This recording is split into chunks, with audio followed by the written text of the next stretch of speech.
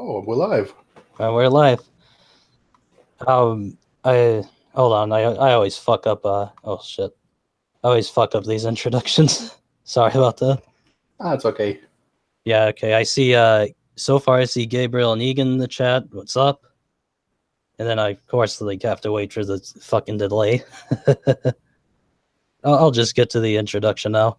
So I'm live with Priviledgier Sheevlord. He has a good channel that I linked in the description.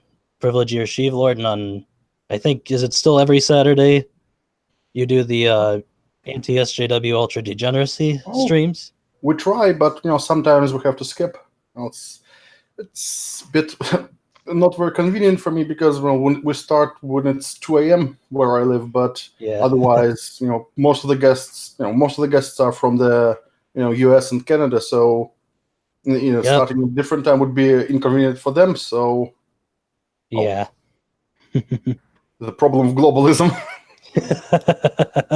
Yeah, but anyway, so far to the audience, Priv here is my first guest. I give him the first guest because it was one of his streams where I made my first appearance on a stream. It was, 2 years ago now? Yeah. Yeah, it was an interesting one. It was back when it was still the gangbang. And I think Nate Talks to You was on that stream, I think. Oh. Yeah. And we were looking at the Internet Archives of Cat Black's channel, but it looked like back in 2011. Oh, I remember that one. Was it the one where we called it Cat Black's loose asshole? It was so funny. Not only does the live stream was called was called anti-SW gangbang, but the episode was called Cat Black's loose asshole. Yeah, I love to name the streams using some really quality clickbait back then. Yeah, it's great. The stream, it used to be known as anti-SW Circle Jerk, but I renamed it to Gangbang because, we needed to level up. It was when I leveled up to literally Hitler, so to memorize this. Yeah. Also, it was great to send invitations to people. Hey, wanna join the gangbang tonight? Yeah, that was great. Fun great times. Anyway, the topic for today is Alita. Since I should have linked it in the description, but Priv you've made several videos about the Alita movie, debunking all the different hit pieces and stuff. Yeah, that's the thing that people who follow my channel for a while, they know that I'm really lazy. So if I start churning out videos every week, it means that I'm really pissed off. Yeah. Usually, my output is like one video every several months. Yeah. So, but yeah, those hit pieces. It's funny that the hit pieces started coming out way before the movie even hit theaters. It did, and it's like they were just preparing the ground for its inevitable failure because the articles that came out even before the movie was released was just it will be the biggest flop for 20th Century Fox, and it will lose like 100 million, 200 million, something like that, just out of nowhere. Just they came up with those numbers and decided that they will fail inevitably. And then when the movie, because the critics get advanced viewings, and those first reviews were just, if you look at the Rotten Tomatoes score and which critics gave what reviews, just terrible. And you read those reviews, did they even watch the movie? Or some of them didn't even talk about the movie at all, just focused on one or two really minor and inconsequential things and just made entire articles about them. And the funniest thing is that Well, the irony is that if not for those critics, I probably wouldn't even go watch it because, well, Same. even though I'm, not a stranger to, anime and Japanese well, culture in general, but I've heard about Alita in the past, but I haven't even seen the OVA or haven't read the manga, and I kind of Yeah. didn't even didn't know about this movie coming out because the people who knew about the source material, they were anxiously awaiting because on one hand, if they're fans of the source material, then the movie something they would anticipate. But on the other hand, given previous manga adaptations by Hollywood, Yeah. or The not just Hollywood, recently, Netflix. yeah. So let's not even mention, Yeah. whoever came up with, oh yeah. On one hand, yeah, I can understand why they wanted to make it a bit different because, well, the original was really focused on the Japanese market. So if you want to adapt it to Western audiences, you might try to put the action in like an American school instead of a Japanese school. But the changes they made is they really didn't get the idea. Like, the whole concept was like this really upstanding and it's how someone who has really idealistic views and decides well to how power corrupts. You just if your goal is a happier world, well, you might as well just do some dubious things to achieve it, and then Yeah. you've killed one person, you kill more, then 100, 1,000, 1,000,000. Just it's down the downward spiral basically, and in Yeah. the end just became an egomaniacal obsessed tyrant. And well, I'm not spoiling that much. It's an old old manga, old anime. Everyone knows what Death Note is about. Yeah. So I can understand why they tried to change, but the changes they made were pretty detrimental. Yeah. So, anyways, it's kind of neither here nor there. The idea is that here's just what my train of thought likes to just derail.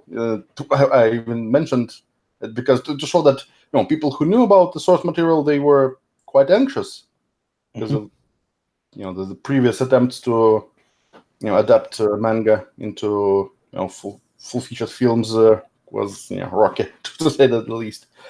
I didn't have any expectations, but the fact that I saw that the critics really trashed it, but people who YouTubers who I watch, they praised the movie, just gushed about how great it was. Well, critics hated it, normal people liked it. Well, I have to see it. That's why I saw it, and yeah, That's kind of based on how I do it or whatever. Like if like normal everyday people or whatever are saying it's good, I'll go see it. yeah. Besides, we all know how reliable critics are. Remember, uh, The Last Jedi still has over 90% critic approval rating on Rotten Oh Tomatoes. yeah. Oh yeah. They gave like what's it called? Ghostbusters good reviews, so Oh, that's Ghostbusters! It's funny that if you see now, look, the first reviews, the very first ones, yeah, were really way too positive. But when other streamed in, yeah, the score was not that great. If you look at it now, let's actually take a look at the all right. score now. Okay, okay, Rotten Tomatoes. Also, I see Macho in the chat. Sup? So the score is 74%, still way too All high. right. But Can you send me the link to it? I can actually screen share it. Okay. Yeah. Let me try. I'll just close the tabs that don't need to be here. One moment. So let's see screen capture. Of course, it's captured the wrong screen. One moment. Yeah. Let's see. Yeah, there it is. All right. So you can present my screen to everyone. All right. Does it just screen normally, or do I have to like approve something? Or just click on my screen in the bottom of the Hangouts and set present to everyone. Okay. Present to everyone. Okay, I got it. Yeah. So there's this. You see, 74% still too high. Well, Yeah. 51% audience rating. Yeah, it's pretty much what I would, rate it. It's not like extremely terrible. It's Yeah, not not a really. good movie, but it's not like the worst thing ever. People overreacted not because the movie itself was bad, but first of all because this was a soft reboot that didn't need to happen. Yeah. If they made a movie about, if they didn't try to tie into the Ghostbusters, they just made a movie about four women and a really stupid man hunting ghosts, but didn't try to tie into Ghostbusters, made it like separate thing, people wouldn't have such a negative reaction to it. I don't know if I would have liked it, but I don't think I would have hated it as much. I would have just said, "Oh, this is just another dumb movie. I don't care," or Yeah, something like that's that. the thing. The movie itself, it was the worst part is that it tied into something that people really like and were nostalgic about, and also the fact that the marketing was very antagonistic towards detractors, and all the shill media came up Yeah. with defense, and you are misogynist, you are racist, you are everything in the book. Every buzzword. Yeah, and that's people really. It's like same thing as Streisand effect. If you try to silence Yeah. people, they will be even more adamant. It's like how Gamergate started, pretty much the same. Yeah. Mhm. If they just didn't do stupid things, yeah. And well, speaking of The Last Jedi, The Last Jedi. Let's see. Star Wars. Oh, it's French. Okay. Last Jedi 2017. Yeah, 91% critic approval rating. And audience 44. score 44. And actually, it's lower because some of the votes didn't count. Because if you rate it at 0 stars or half star, and I think if it was your only or if your first review, it didn't count towards the total thing. Well, I guess it kind of makes sense because if you never ever rated any movie and then just made an account to rate one movie and you rated it extremely, either maximum or minimum allowed, it might be like you're really trying to change the views, change the rating, and it might be fake accounts. But given how polarizing this movie was, in this case, I think that at least most of those are genuine. All right.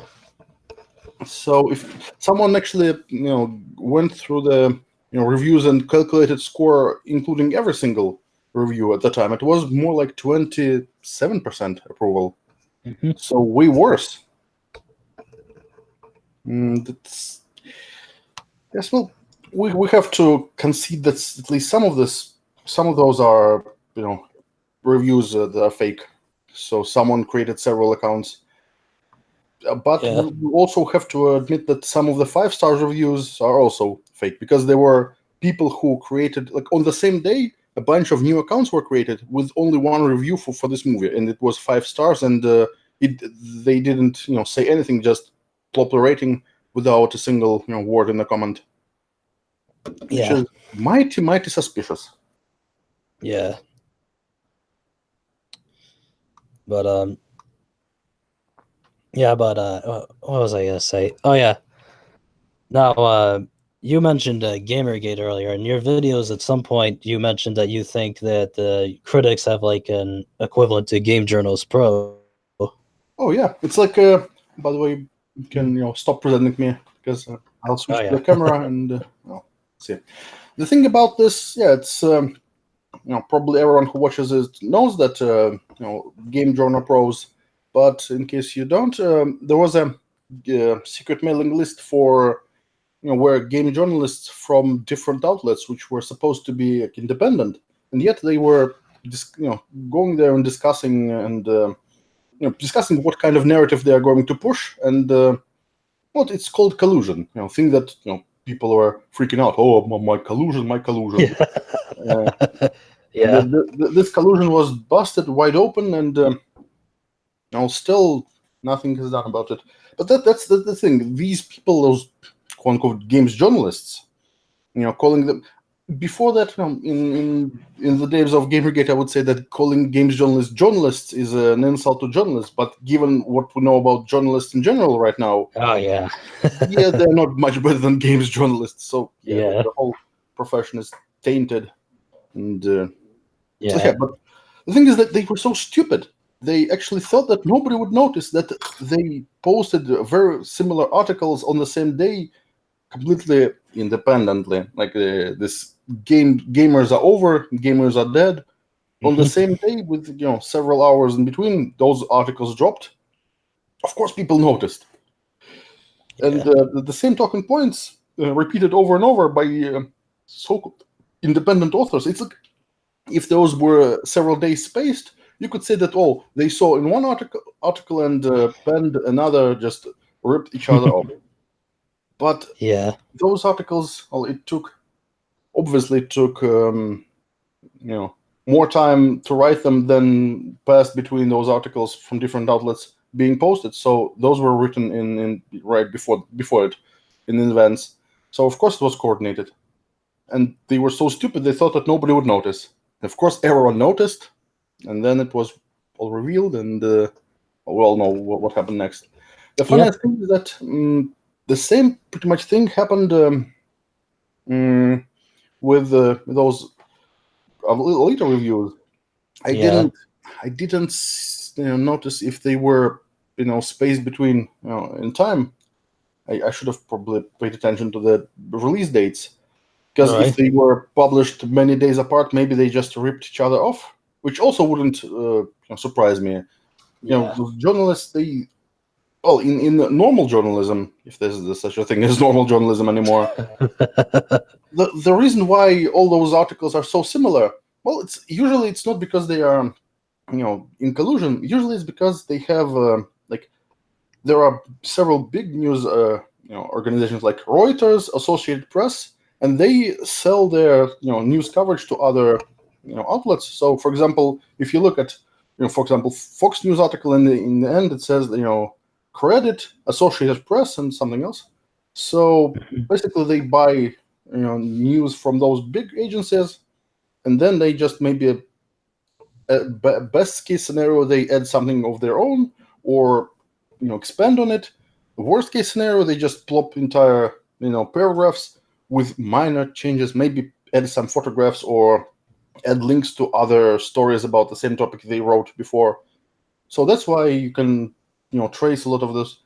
Or in other cases, if they talk about something that, for example, Logic made a video about a while back, Rotten Tomatoes, they said that they are changing their rate, something they were changing something about their how they I think I remember that. I don't know if I saw Logic's video, but I think I heard from somebody else, but I can't remember who. Well, Logic made a video because, first of all of those news outlets, they just took their press release, and they wrote articles based on it. The problem is that the press release was really, really badly written, so it was really ambiguous what exactly was changed. They didn't look. A normal news organization would probably contact them and ask them for clarifications, even maybe after the article is published. And you can, unlike printed press, you can actually put addendums and clarifications in digital. So it's kind of like in the past games, you release a cartridge and that's it. But now you can patch the game at any moment. So, but they didn't even bother. So they took this ambiguous press release and made an article which is just retelling of it, almost word by word, and they published it. And some of them tried to, rephrase it, making it even less coherent and comprehensive. And in the end, what happened that you read every single news article about this thing. I guess it's Rotten Tomatoes. It's nothing that serious, but still, if it's if it's newsworthy, at least you should probably make it worth reading. And Yeah. the funniest part is that Logic, he went through Huffington Post, Breitbart, a bunch of left and right wing outlets, and all of them the coverage was really really shitty. He read all of them and still wasn't close to understanding what it meant. So he had to go to the clarification on Rotten Tomatoes. So they actually, beside their press release, they actually had a page that described it in more detail, and well, it was completely different from what you might think from their press release. And it's still, again, it was really not. I don't think it was really that newsworthy to begin with. But if it was worthy of writing an article, it should have been worthy of writing a good article about it, or at least not shitty. Yeah. So that's how things are. But yeah, speaking of reviews, the thing about those reviews in particular, I was really weird. It was weird how several independent reviews talked about how this movie had this problem with Alita having huge breasts and impossible waist, and like 5 or 6 articles. First I saw four of them, but later I found different ones that had the same talking points. Maybe in those they weren't as prominent, but still. Let me actually put the picture and show how impossible waste and all of this is just pure and unadulterated bullshit. Because you cannot call it impossible if there are people who actually have very similar body type in real life who are not cyborgs. So let me show the picture. Okay, one moment. Screen capture, and it's a picture really high resolution, so it doesn't want to load. Yeah, browsers don't have the best of times with loading huge images. Let me try another one, like this, for example. Come on, browsers are really. Yeah, here it is. You can see there's nothing impossible about this kind of body type, and also the fact that they one scene in particular that really got them triggered was when Alita got her berserker body. I'm not spoiling anything important. This was in the trailer even. Hello? I think we're having a small technical issue.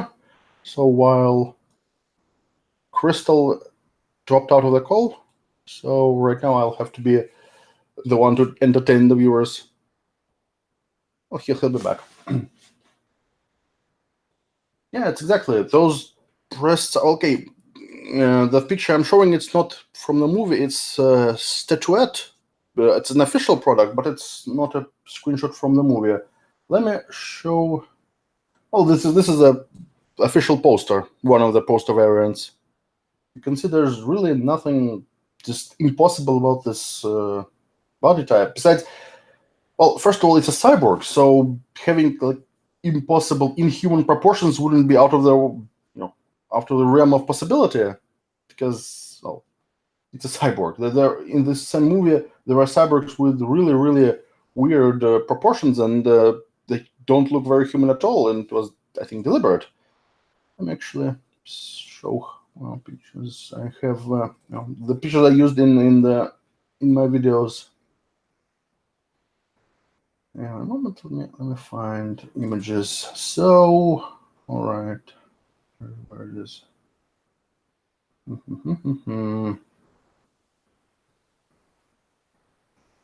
All right. So, yeah, we have a moment. Oh, but by the way, it's to show that they got triggered by something really weird. Is that they said that when she found the berserker body, by default, those berserker bodies were made with built to be customizable. Oh, welcome back. When she found the berserker body, Hold on. by default, those berserker bodies were made. Sorry I forgot. about that. My I fucking forgot how much I internet hate my connection. own voice. Yeah. So, Sorry. well, let me show this picture. It's like those are from the trailer, so I'm not spoiling much. So those both are from the trailer. You can see, from the left, it's that the way the berserker body looked when she found it. It was in the default state because since it was made with nanomachines, it could be reconfigured for the users. Yeah. So this is like the default androgynous form, and then when you attach to a user, it reconfigures to match the user's preconceived notion of self-image. So this is the way it looked after it reconfigured itself to match Alita's self-image. And do you see much of a difference? Not really.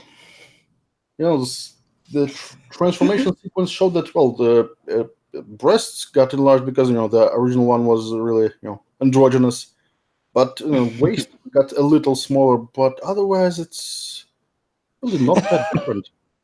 Uberek in the chat says that his body looks like that. Yeah. Thing is that if you read those reviews, you would think that she had like giant anime titties. Oh, so speaking of, let's add some clickbait. You can use for the thumbnail. Oh yeah. Yeah. Hold on.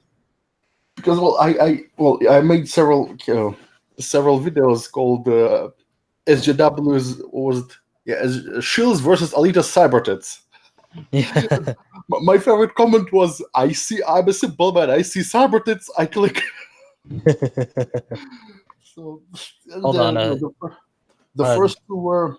I'm gonna project to everyone. Okay. And then I'm gonna get back to the. Right. So Fuck, where's my stream? Okay. Dude, where's my stream? Dude, where's my stream? Is this the image you want to use? I'm trying to. Where did I put it? I mean, here it is. Yeah. Well. Okay. Hold on. There's your complete thumbnail. All right, hold on a quick second. This is what you would think if you've read those reviews and didn't see the movie. That's how they made it sound. All right. I got it. Also, the funniest thing is that, by the way, this image was created by a woman, so there's that. And they said that.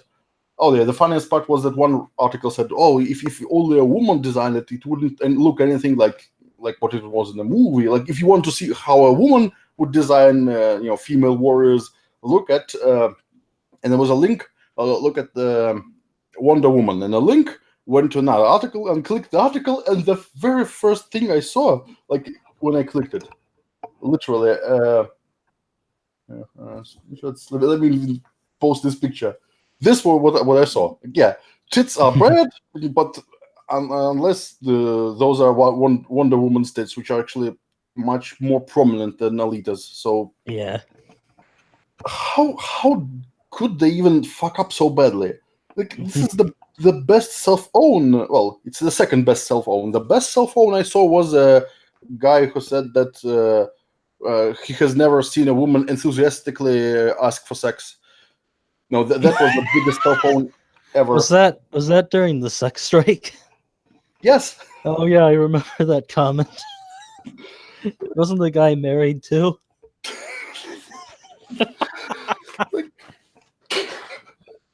If he said that women aren't generally as sex obsessed than men, you could argue that there's truth to it, even though there's a lot of caveats and depends on and. But saying that he has never seen a woman being enthusiastic about sex, well, I actually believe him, but it says less about women and more about him. Yeah. That was. Yeah. Anyways, what was? Oh yeah, the those articles, and oh yeah, I wanted to show that cyborgs even in the movie they had very loose accordance to human proportions because they're cyborgs. They don't have to mimic humans precisely. Like this is Nisiana from early in the movie. By the way, this fight scene was in the trailer, so I'm not spoiling anything again. Nah, you're not. Yeah, this is also from a trailer, and this is Grovishka, his final form. Yep. Again, very very loosely according to human proportions. This is, as I said in my video, I think it was quite deliberate, because it's one of the how the Last Jedi proponents always talk about themes, but in this case, you can talk about themes in the movie. I'm not saying that it's just saying that if a movie has themes, it means it's good. No, every movie has themes, unless it's a homemade porn. Even then, you can argue maybe. But, just having themes is not necessarily a good sign. But if a movie doesn't have themes, well, it's a bad sign for sure. But one of the themes was that retaining your humanity. So those who those cyborgs who looked very little like humans, they were already lacking some human emotions like empathy, because like Grovishka and Nisiana, they were serial killers. Basically, they killed people for money because I won't spoil why, but basically they were paid to kill people and harvest their organs. Yeah. For someone who was willing to pay for that. Mm-hmm. And given that they already were not exactly human, like in the head, might as well optimize their bodies for their profession, for lack of a better term. It's kind of like it's a visual metaphor for how little humanity they had left. So in this case, why would Alita have breasts, even though those breasts don't actually she doesn't produce milk, so why even look? First of all, biology lessons. If you look at non-human primates like chimpanzees, they don't have big tits because your breast, most of it is just fat tissue. The glands that produce milk, they aren't that big. And by the way, women with big tits and small tits, they don't differ in how much milk they can produce. So it's breasts are mostly decorative, even in like normal humans, not just cyborgs. So again, this doesn't even this argument from nature doesn't work here. And also, why would it's like saying why would Alita want to look like a woman? Well, maybe because she has a human brain, and also she was dating a dude in the movie. He would probably prefer her to look more feminine, right? Yeah, probably. Just saying. And also, if you go and talk about things that are old, but those breasts are useless in combat. Well, what else is useless in combat? Well, a face that can have those facial expressions. Because if you think about it, just human face has like how many muscles? Like several dozen muscles just for making different faces, and this is pretty useless in combat. And if you think about it, like there was a robot head that could mimic every single human emotion. It is really it's not exactly quite exactly human-like, but it's really really close in that. And think about how many very tiny and fragile and intricate mechanisms do you have to fit there that they would mimic human face perfectly, even though it's completely useless for a combat cyborg. And if you've seen a movie several years back, it was called Surrogates. It's not a great movie. It has some interesting ideas, but Surrogates is that the one with Bruce Willis? Yeah, no, I haven't seen that one, but I remember when it came out. Well, it wasn't like a terrible movie, but the ending was stupid on so many levels. But the reason I mentioned it is that it showed like those surrogates for everyday use. They were fully fledged and looked really really human-like. But the army used really simplified versions that they could do the same things, but they lacked. They looked, the faces were more like C-3PO or funny. Now I think they more looked like NPCs from those memes on 4chan. Let me try to find it. Are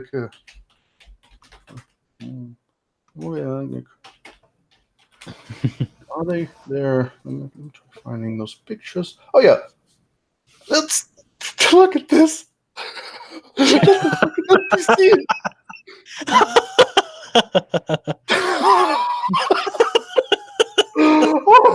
I forgot how much like an NPC they look. Oh my god! I need to make a video about this. Oh my god! This movie was so far ahead of a time. Yeah. Oh my god! Oh, look at this!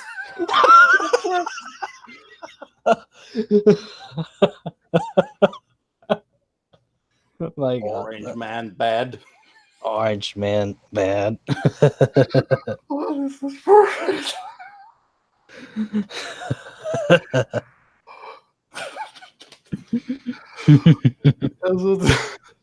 I need to rewatch the movie. The ending was stupid. I'm not gonna spoil it. If you haven't seen it, give it a watch. It's not the worst thing.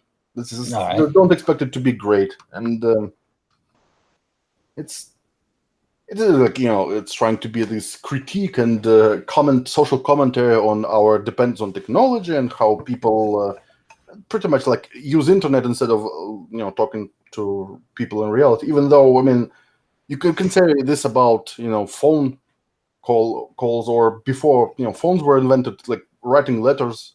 Writing letters is not the same as talking face to face. In this instance, internet is actually closer to real talking. You can use a webcam and get all the information you need, like facial expressions and tone of voice. You cannot by chatting in text or writing letters.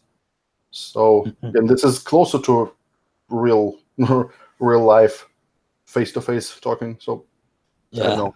It's kind of a bit pretentious, and the ending doesn't make sense. Actually, might. By the way, it's would people actually watch me, do a in-depth reviews of movies and like nitpicking them to bits? Not like Mueller style 5 hours and counting, but still like on the long side. Would actually people watch this? I'd go for it. So I'm trying to diversify my content because in the past my channel was just drama about this drama in the so-called skeptic circles. Now kind of don't want to be typecast as one of those YouTubers. So, I actually was thinking because I went to see the new Halloween movie when that came out like a couple months ago and thought about doing a review of that, but then I don't know why I just never got around to doing it. I guess maybe it didn't impress you enough, I guess. No, actually I really liked it more than like a lot of the past entries in that series, but I don't know, I think because I guess I must have been busy at the time or something, I don't know. I was like in like classes and stuff like that. I guess. Well, it's also one of those things. If you lose steam and then getting back to those projects you abandoned, it kind of can be when enthusiasm is gone, it's kind of more or less something you might not want to do just because it's like one of those videos I was. Well, it's still in 90% done stage, but now I'm not sure I'm even going to finish it. It's about Kraut and his, people who are in his anti-race realist camps, which are actually race realists. They don't realize it, and it's so blatant how much this shines through there. Like the fact that they say things that are complete opposite to their ideology and not even notice that, it's really so apparent. I'm shocked that nobody else picked up on that, because when they say, oh well, they say, well, the race realism is wrong, and then in the same exact video they say that people like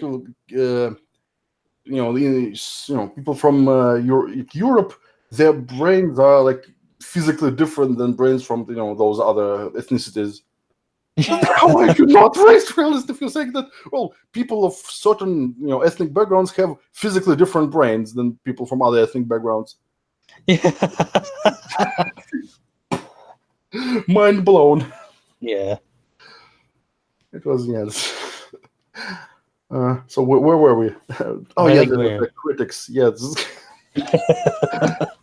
Well, I mean, it's tangents. If you've ever seen our streams, you know that going on tangents is the thing that we do every time. Yeah. Getting back to the topic is kind of hard, but well, then again, it's kind of funny because sometimes those tangents are more interesting than the topic itself. Yeah, true. It is. And speaking of those NPCs and their, let me just show some examples of those. From of the 4 original articles I covered in my NPCs versus Sabotage series, the worst one was written by Manola Dargis, and she's not as bad as Mary Ann Johansson, but Was kind of that the similar. is that the flick philosopher one? Yeah, the flick philosopher, as I call her. She spells philosopher with an F. That's I know. I don't even spell it with an F. The funniest thing is that she says that she overthinks movies, but she actually doesn't. She really underthinks. Her reviews read like they are really the first draft. She just has no plan in her head, just writes whatever comes into her head and then posts it. Usually when you write something without a plan, you need to finish the draft and read it again, rephrase it, just rearrange some things, just phrase things differently, use more coherent sentence structure. Because some of the sentences, I had to read them several times before I got what she meant. Those long run-in sentences with just really confusing word order and so bad. Well, look, Manola is similar, not as bad, but not much better either. So, this is how the article starts. At one point in Alita Battle Angel, another dystopian fantasy that reminds you of just how visionary and original Blade Runner was. The cyborg heroine gets a new body. This is the start of the review. It really didn't look that much like Blade Runner. Yeah, the funniest thing is that it turns out that Blade Runner and Alita had the same art director. Oh yeah. So it's funny how they should have looked much more similar, judging by that, but they didn't. I mean, I think that the closest one was that the Motorball Stadium at night looked kind of, well, it wouldn't look out of place in Blade Runner. Also, like, those dark at night and those bright neon LED lights. It's kind of similar, but it's not very you cannot pinpoint it to just Blade Runner. If you look at any modern Metropolis at that night, and especially those stadiums, it kind of looks. Oh, you can say that Blade Runner predicted how it would look, but well, yeah, it did, but it was kind of obvious. And if you've seen some of the Japanese, this one Japanese movie from 60s, it was Attack of the Killer Mushrooms. Yeah, it's a really trashy name, but the movie isn't nearly as trashy as the name would suggest. And it shows Tokyo in the 60s, and it kind of looked very Blade Runner-esque in its own right. So, okay. Guess it wasn't that far-fetched. We still should give them props for predicting the future, but it wasn't as crazy of a prediction as might seem. All right. Things were going that way anyways. The funny thing is that the premise of Blade Runner, again, full disclosure, I haven't seen Blade Runner in many, many years, so my memory is really hazy. But look, the premise, there was a big war, and things were bad, and so those huge cities were like what remained of civilization. But apart from that, it's really not that similar to Alita. In the world of Alita, things are way worse. in just one of the just one floating city remained, and the rest of civilization was like wiped out. All infrastructure was gone, and so there's only Zalem and Iron City underneath, and that's what remained of civilization. And Iron City looked like dilapidated shithole. Yeah. If you look at Blade Runner, this huge city, it's not exactly a great place to live, but if you compare, I would choose the Blade Runner Blade world. Runner City. Yeah. Yeah, it has it's if you didn't know the backstory, you wouldn't get that there was a huge war and destruction, because the city looks fine. Yeah. It looks futuristic, and if you dig deeper, those slums and poor areas of the town, it's not exactly where you want to go. It looks like modern day Chicago or something. Yeah. But those skyscrapers and those huge billboards, it looks pretty sexy. And so there's not that much in common. And by the way, it's another one of those things that a lot of those reviewers compared. They compared to Blade Runner. They compared to what was the name? Frankenstein. Oh, Frankenstein, I guess where they coming from, but it was really so surface level, because they just also, there's like a bunch of film adaptations of Frankenstein, which, I mean, I guess they're talking about the story itself or the 30s version, but well, the thing about this is that a lot of them probably never read the story. One of them even said that, it's like 20th century story. No, it wasn't. It was written in 19th century. So yeah. These proud feminists probably didn't know that a woman wrote the story to begin with. And another thing is that none of them who mentioned Frankenstein ever mentions is that there was a parallel between Frankenstein and Alita. That Frankenstein was an allegory for technological progress and the dangers. So the Frankenstein's monster is the Industrial Revolution in a way, because it was created by an idealistic scientist who wanted to make the world a better place by defeating the biggest enemy of humans, death.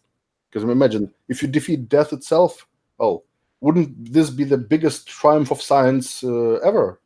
Yeah. Just transcend what the biggest obstacle that even no matter how powerful you are, death is an inevitability for you. So if you defeat that, you would be more powerful than any emperor, any king ever. It's like so that was the idea, but what he created was something it's kind of like dualistic. On one hand, Industrial Revolution changed the world significantly, but it had a lot of unforeseen circumstances, unforeseen consequences. Yeah. Yeah. And this is actually, if they mentioned that, it would be a fair point, because it's with cyberpunk, it's a running theme that technological progress is like a really double-edged sword. A lot of great stuff and a lot of really, really nasty stuff comes from it, and none of them actually mentions that. And one good thing I could say about Marianne Johansson, she's from all the articles I just discussed, she's the only one who managed to notice similarities between RoboCop and Alita. No, I'm surprised that nobody else noticed, because, well, first of all, Yukita Kishiro, he actually said that RoboCop is one of his favorite movies, and before he sold the rights to movie adaptation to Cameron, he actually he was asked if any director would if he could pick any director to make a movie adaptation, who would he pick? He picked what's the name of this director? Verhoeven. Yeah, Paul Verhoeven. Verhoeven. Yeah, and he mentioned RoboCop specifically as his. So yeah, it's not a coincidence that there are similarities. You can think about it. RoboCop also cyborg with a human brain, but not much else. Human that at some point is almost killed, but is rebuilt. Also the lost memories, because most of the movie RoboCop doesn't remember who he was, and rediscovering his identity was a big plot point. Yep. Also, RoboCop, obviously a cop, and Alita becomes a hunter warrior or police of the time, more like judges from bounty Judge hunter. Dredd. Oh yeah, Judge Dredd. Another thing that nobody, those reviews mentioned similarities, but there are some, not many, but there are some. It's also like cyberpunk dystopia. Yeah. So guess. So these critics aren't very familiar with pop culture at all. So because their comparisons are I really. think they just like to. They just mention like really popular movies without even seeing it. I'm like they probably watch like a trailer on YouTube or something. Yeah, I wouldn't be surprised.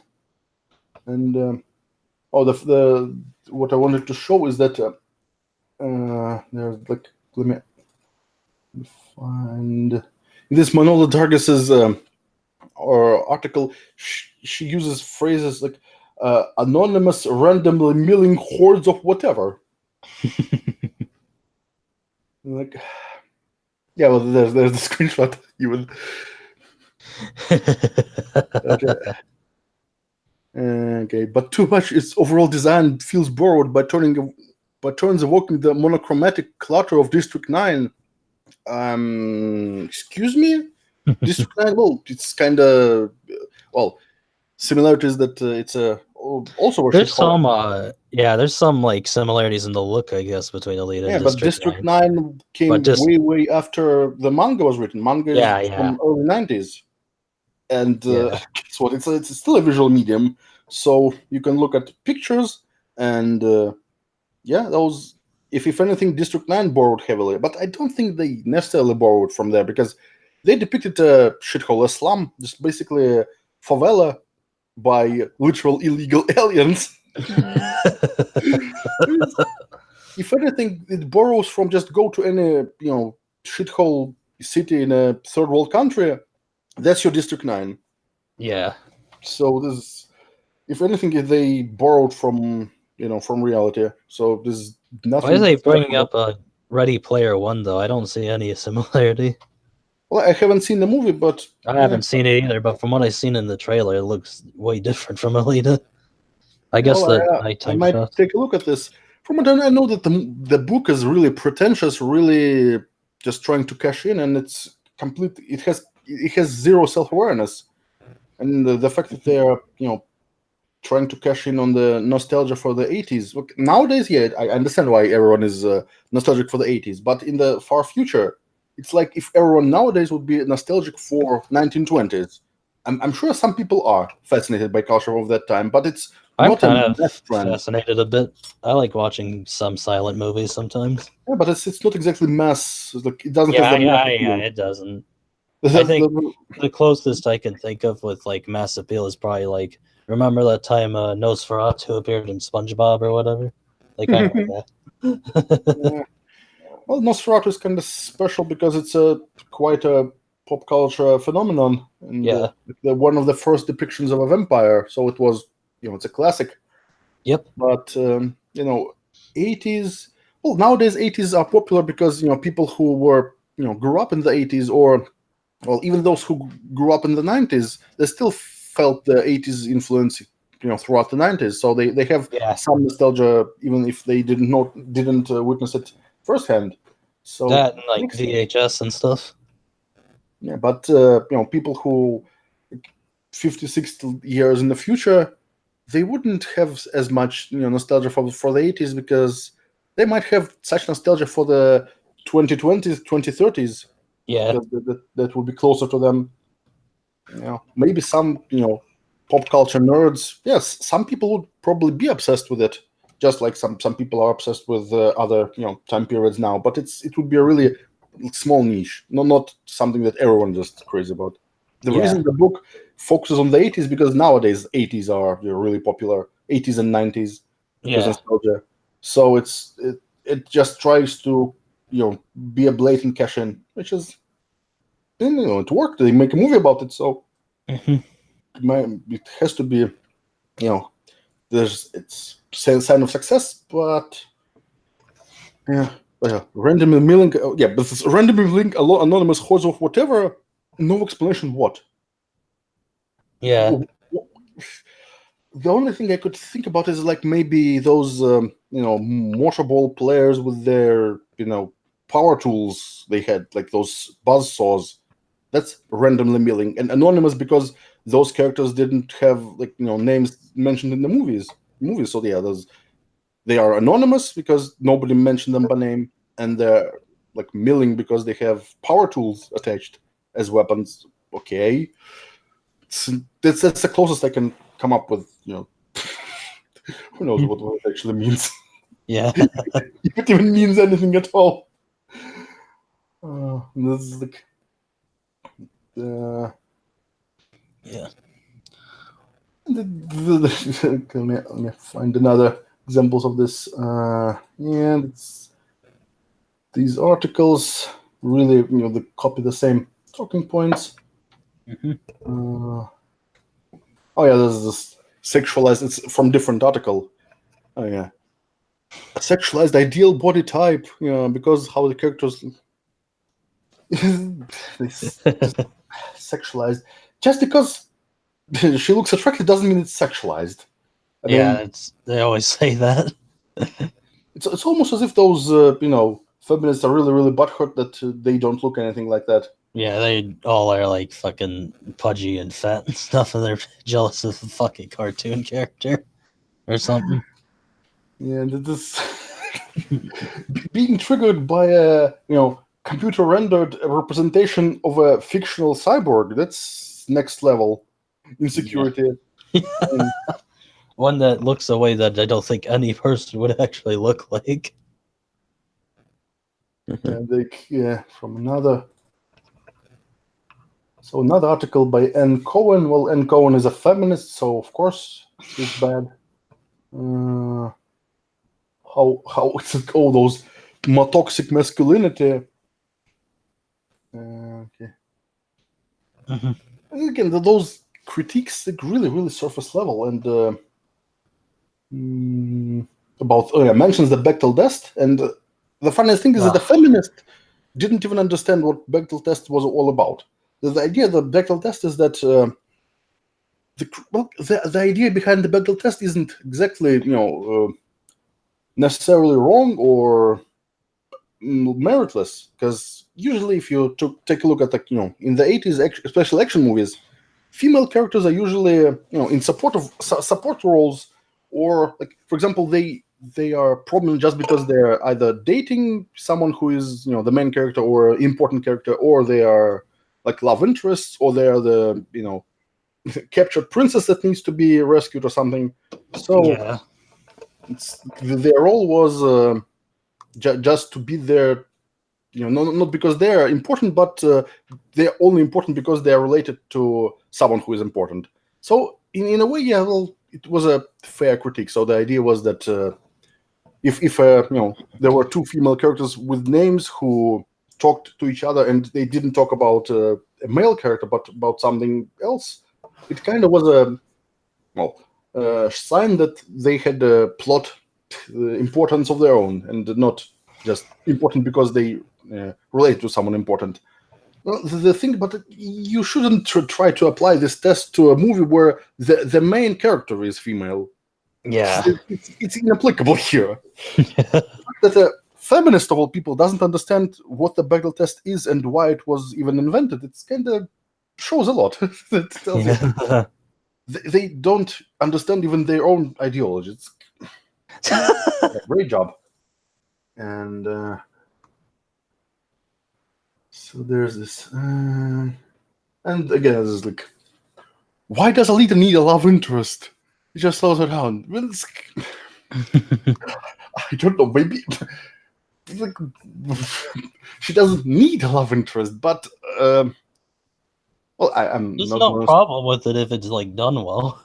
The thing is that if you think about the scene, it's like a really really minor spoiler, but it's not spoiling anything important. So how Alita and Hugo met in the movie. So Alita just recently reintroduced to society, still doesn't remember anything about her brought her past, not even her name, and she was out with Dr. Ido, and at like a open air restaurant, and noticed a puppy, and did notice like a huge centurion. It's what a centurion is. Let me show what a centurion is. It's a huge like a mecha. I think those are called spider tanks, like in general. It's a big four-legged walker.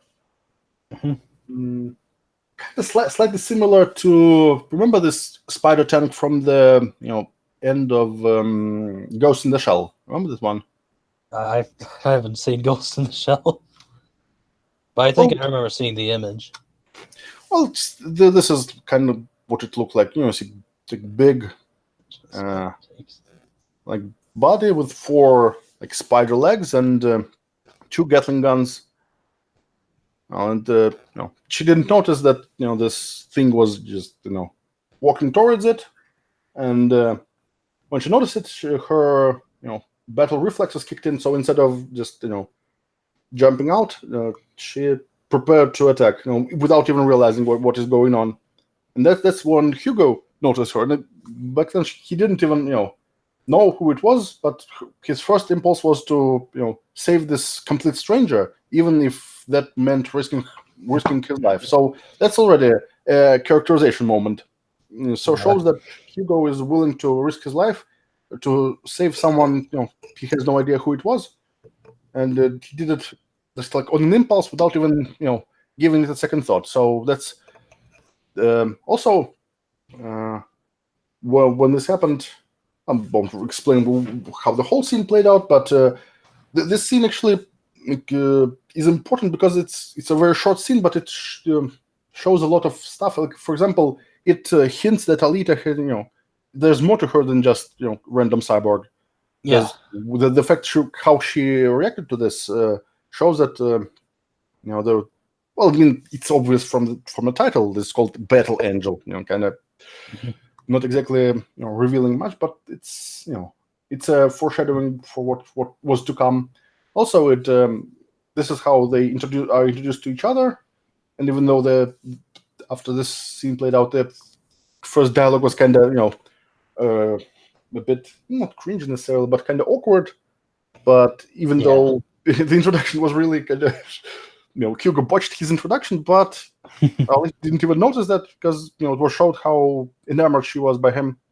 So again, this was 2 character moments for them, and it set in motion the whole movie. Let's not forget that Hugo was instrumental to the story. I mean, they could get rid of him, but it would require the story to play out completely different. Hugo is actually his involvement is felt throughout the movie, and that's the irony is that if we did a reverse Bechdel test for male characters, Hugo is only there because he's kind of related to Alita. Yeah. Without relation to Alita, his story, his actions would be completely irrelevant to the plot. Yeah. And the fact that again these people don't understand their own ideology and how it works, and it's so ironic and so hilarious in a way. And so yeah, that there was another point of critique. They didn't think it through it at all. And what else did they object to? Savior, and So comically, Hugo was framed as her savior. Well, again, if did they even watch the movie? Didn't Hugo say to thank Alita for saving him all the time? Yeah. And that's like in the beginning, technically Hugo saved Alita, and in the end, it's like again, it's storytelling device where in the beginning, in the end, things are either paralleled or opposite. So it's a very old storytelling device. You can find it like in epic tales of ancient times. So it's survived into modernity, and you can find it in modern day stories. So it's a critic who actually knew about pop culture would notice that and see that it's to quote George Lucas, it's like poetry, it rhymes. That's the whole point. It's when the story goes full circle, when things that in the beginning are paralleled by things happening in the end. It's and also when they answer their own question, why does Little need a love interest, and then he becomes her driving motivator. Well, maybe that's why. But just what Alita wants, besides to be with Hugo, maybe remember what happened to her past life, is unclear. No, it is clear. Her interests are, completely. She saw a motorball and immediately is interested in that. So her one interest, she wants to play motorball, and she becomes a motorball player. Again, it's not a spoiler; it's in the trailer. Oh, it's also a big part of the manga.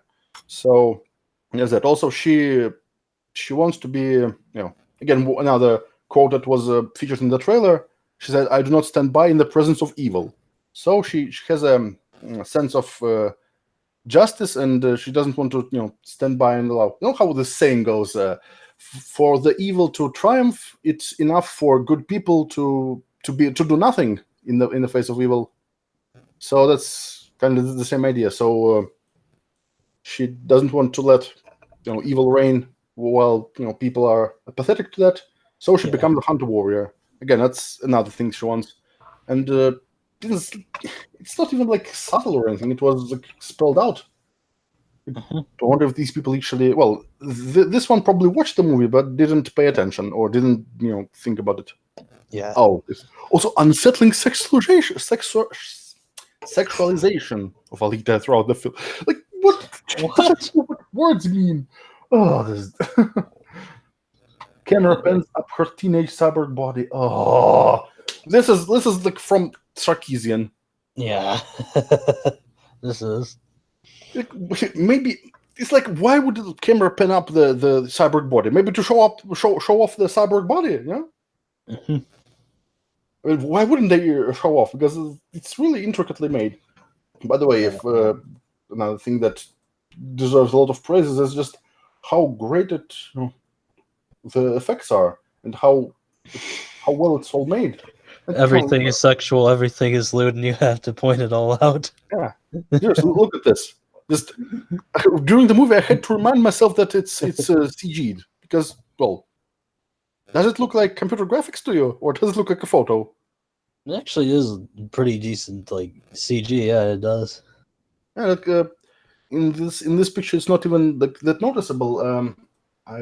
Let me actually try to open this image and take a screenshot of just part of it, because my browser doesn't want to open those images that are, well, the biggest ones are, let me see how, like 8,000 by, what was it? 8,000 by 5,000 pixels. No, 8,000 by 12,000 pixels. All right. And those are, the browser doesn't want to open them. If you look at like a close-up, for example, how big this one is? Oh, this 9,000 pixels by. If you zoom in, it's doing it. I'll take a screenshot and just show it when my software just. So it's not even like 100% zoom; it's only 70%. But I'll take a screenshot and show it. Yes. All right. So this is the screenshot. Look at this. They actually rendered those tiny hairs that are like almost invisible unless you zoom in really, really far. Look at this. I see it. And this is the level of detail. Again, you have to do this to make it realistic, because when you look at something like that, you don't notice it, but your brain does. That's one of the things. This is why attention to detail is so important.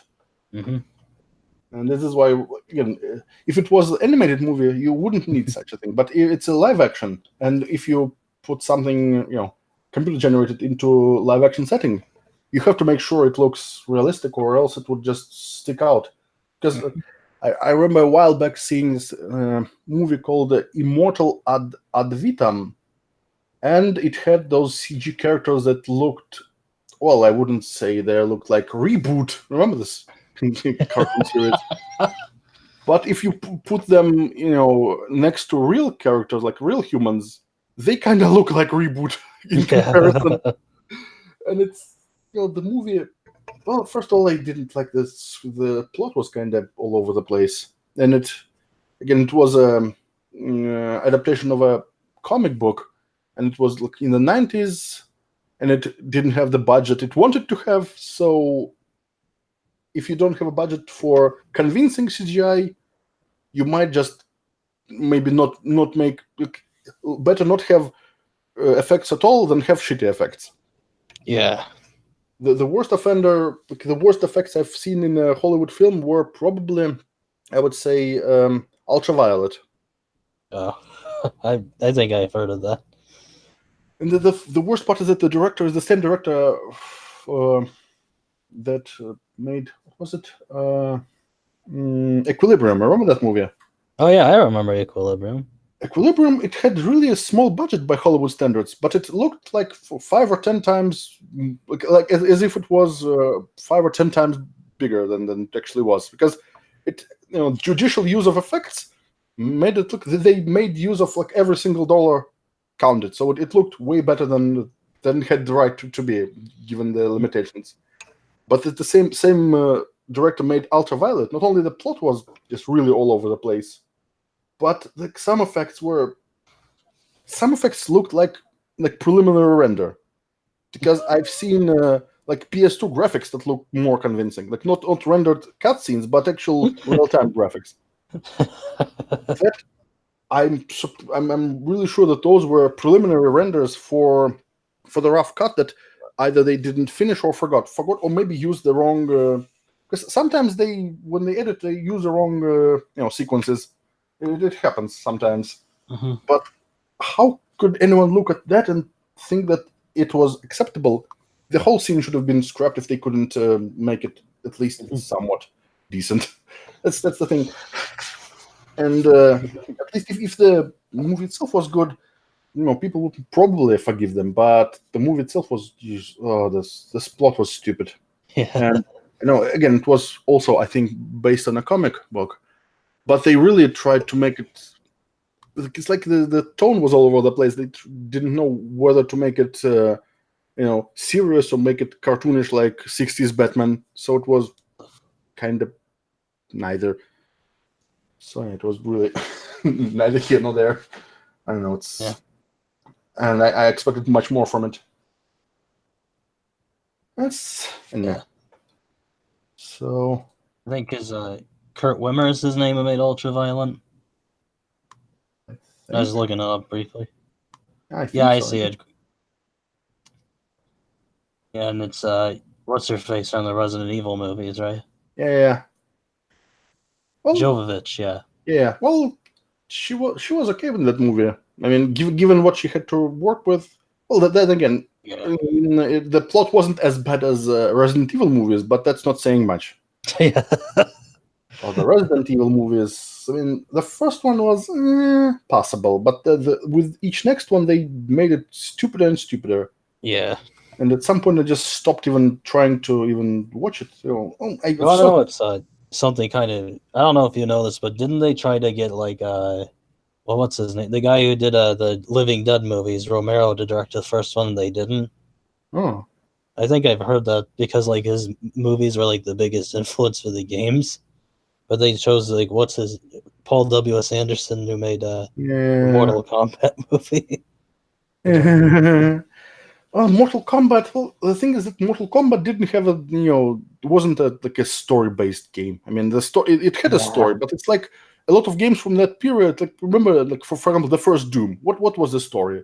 Well, there was a story that on Mars they opened the portal to hell, and well, that's all the whole story. Yeah, there's nothing to it. And Mortal Kombat, well, there was stories just so to justify a bunch of weirdos duking it out. The story was, they kind of flesh it out more in later games. But in the first one, there was just some story. Like it was like a story in a porn movie. It's there, but because it has to be there. But who cares? So in that case, well, the movie wasn't great, but at least it was somewhat coherent. The first one, the second one, let's not even mention. And speaking of unconvincing CGI, remember when Reptile was introduced in that movie? Oh, now that's like reboot graphics. yeah. As reboot as they go. So yeah, that was that. But at least, given the source material, I didn't think it was terrible. It was okay. Mm-hmm. But in Resident Evil, it actually was a heavily story-based game, and that it gets stupider and stupider. I don't even remember how many of them I've seen. I've seen some on TV. So I wouldn't pay money to go to the theater, but since it's on TV, I might as well watch it. The first one was okay.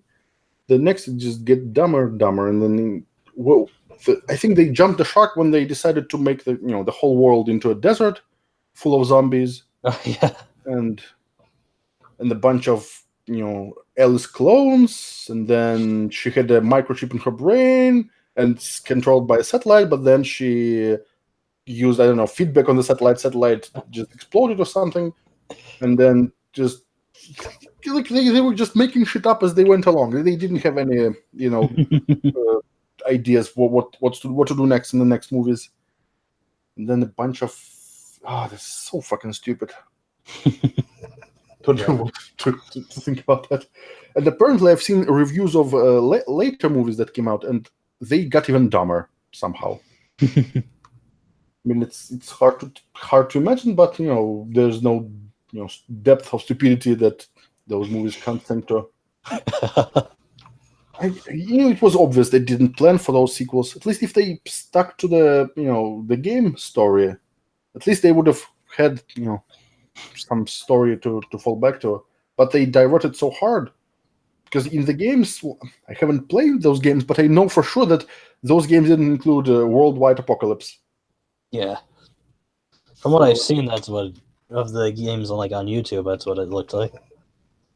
So there's those nefarious corporations. How it's a trope that those corporations, the motivations are unclear and it's nothing makes sense. But in the movies, it gets so much worse. Also, I should probably put some other picture there. Just this one is. Oh, let's put this picture. Oh, and then they. By the way, another point of contention. These SJWs had. Oh, her first body had the smaller tits than the second body. Well, yeah, because the first body was made for 12-year-old initially or 13-year-old. Of course, imagine if a 12-year-old had huge bazongas. That would say some bad things about Ido, who made it for his daughter, right? So of course, it makes sense that the first body, and also in the movie, even they said that. First of all, when Ido, found what left of Alita, he detached. It's not like he had a huge selection of bodies to choose from.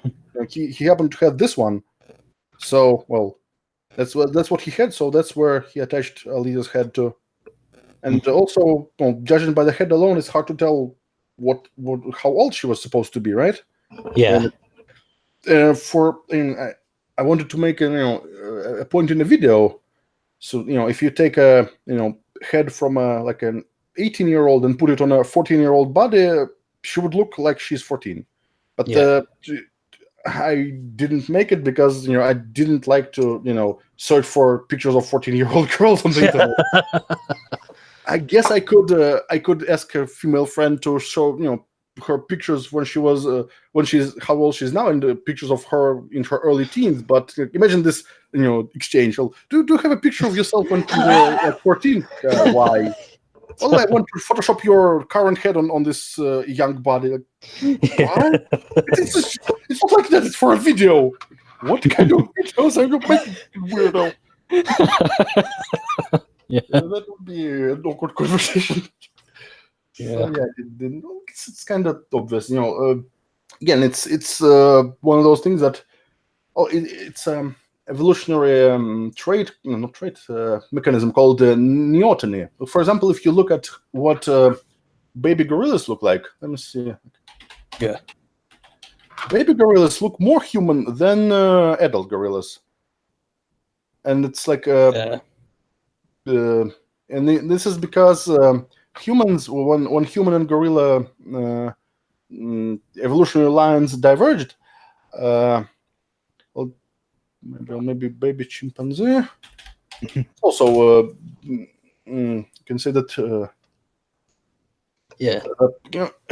The neoteny, basically, what it is that when it's a evolutionary mechanism where adults retain more of their childhood traits when they become adults than their ancestors did. So humans, at some point when humans diverged from the other primates of today, this happened. So, like, for example, neotenous traits, like, for example, facial structures. Human jaws are much smaller than other primate jaws compared to the whole head size. Also, for example, arms are not as long, just compared to gibbons or even orangutans. Orangutans have really long arms, and also posture is different. Like, if you see those baby chimps and baby gorillas, they walk upright more or less, but adults they walk on all fours, or at least they kind of bend forwards more or less. And this is you can see here. So those baby chimps, they are more upright than adults, and others, like this facial structure and like eye size compared to the face size and other things. And what's even more interesting is that human females are more neotenous than human males. Mhm. For example, women have like even smaller jaws than men, even though human jaws are already smaller than jaws of other primates. So when it comes to female faces, human female faces, it's harder to tell the age because when they from teenage to like young adult, faces don't change that much. Although the rest of the body changes quite a bit, but the faces, partly because of neoteny. So yeah, that's why it's hard to tell the age judging by the head alone. And in Alita's case, it was even harder because of bigger eyes or make her even look even more neotenous. So All right. there's that. And that's it was said that when Ido attached her like berserker body and it reconfigured itself to match her self-image, nurse even said that she actually is older than you thought initially. So it's the fact that it was all explained in the movie, and those SJWs they didn't want to. It's not like they didn't understand it; they didn't want to understand. Mhm. That's the point. Yeah. And some of them just plainly didn't watch it. Yeah. And if my latest video on the topic was about this flick philosopher. she really, getting back to this idea of a mailing list, she really didn't watch the movie. She really just took some cliff notes from someone else and ran with them, because she got so many things wrong. Unless she was drunk, just really drunk and fall asleep in the movie theater. Wouldn't surprise me. And that's also the funny thing is that I looked at her review where she praised The Last Jedi. She might not as well watch that, because when she talked about how Rey went into a dark side tree or something. She didn't go into a tree. It was like a butthole in the ground. Yeah. There weren't even, I don't remember any trees on that island. It was like a really barren island with the grass and maybe bushes, but no trees, right? Mhm. But this like really it looked like an asshole in the ground with seaweed growing out of it. That's what it looks like. And she went into this asshole. Just she penetrated the ring piece. Just let's not talk about Jedi. Yeah. So maybe she doesn't actually watch those movies and just write reviews based on. That would explain why she gives she gave Alita 0 stars out of 5 and gave Last Jedi 4.5 stars. Yeah. If she didn't watch the movie, she didn't know how bad it was. And speaking of reviews, I think it was Vox. They had a review of The Last Jedi, and it's like they wanted to tell people that the movie is bad, but they didn't want to openly say it. So the review was like they really tried to give hints. And if you know what to look for, it's pretty obvious. Like read between the lines. It was so funny how they stopped short of saying that movie was bad, but it was so obvious. What? And I think it was Vox, one of those like leftist rags. It was so surprising that one of those, I need, maybe I should make a video about that because it's so funny to see how subtle and yet obvious it was.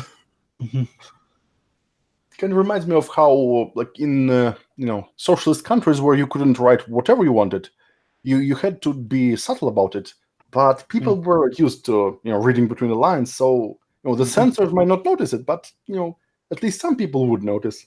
It's like a lost art at this point. Yeah. But if you know what to look for, there's subtle but not so subtle hints, and you can piece together what they were trying to say. It's really fascinating. How much more stuff do you want to talk about? Because I was thinking about ending the stream pretty soon. Well, I mean,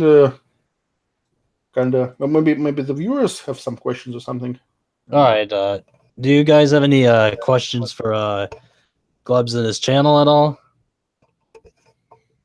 Since that was gonna be the questions, you just gotta wait for them a few minutes because the delay.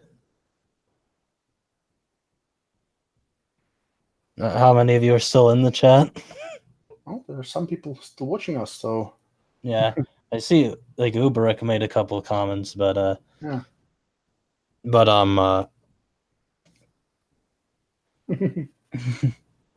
Yeah. Yeah. Oh, you're still here. Okay, Uberik, do you have any questions for Glebs and his channel?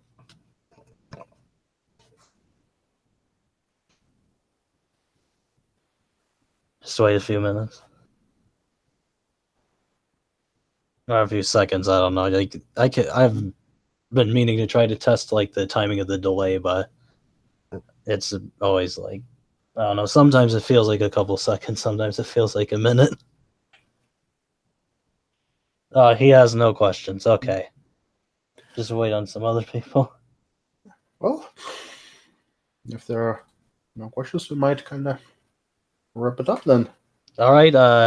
Anyway, this was Crystal Live, I guess I'm calling it now. Yeah, this is a Priviledgier Sheevlord, formerly Priviledgier Shitlord, but now he's Priviledgier Sheevlord. Yeah. And watch his channel and his live streams every Saturday, anti-SJW Ultra Degeneracy. Thank you for coming on. It was my privilege as always. Yep. So, see you next time. Stay problematic. Okay. Yep. So next week, I'm supposed to be at some point next week. I don't have an exact date yet, but I'm supposed to have another guest. Charza Kitsune, who's someone I follow on Twitter. Pretty cool guy, and I was gonna talk more about like Channel Awesome related stuff with him, and he's friends with Iron Liz, so I might try to get her on the stream too. Oh, some inside scoops. Yeah. That should be interesting. And anyway, so I gotta figure out when that is gonna be and if I can get her to come on. I know he's definitely coming on. And well, take care. Bye.